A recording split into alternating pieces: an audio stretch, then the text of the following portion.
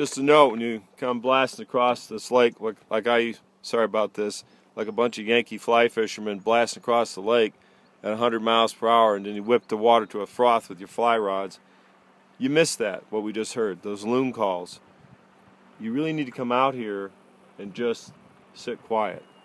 Don't fish, don't hunt, just observe.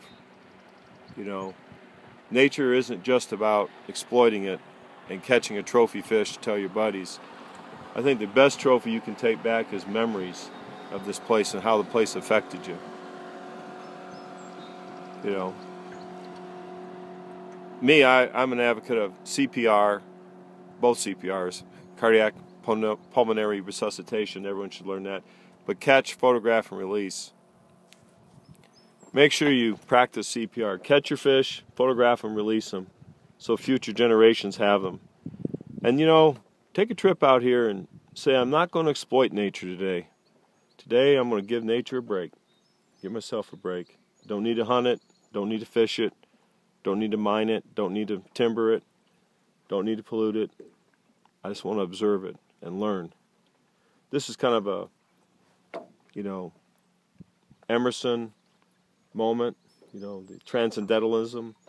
When you're out here, you can really understand transcendentalism of Emerson and Walden, you know, Henry David Thoreau's Walden. You really understand this.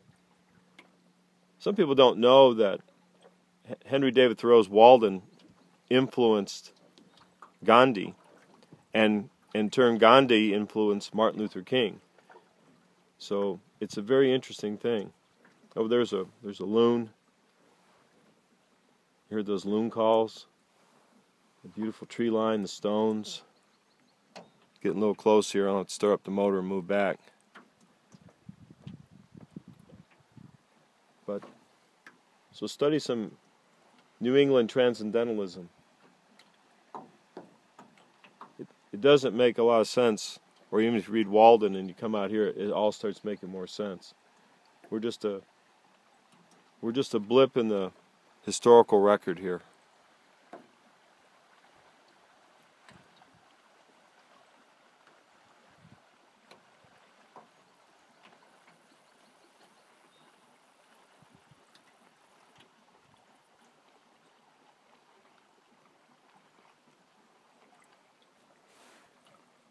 That's nice, isn't it?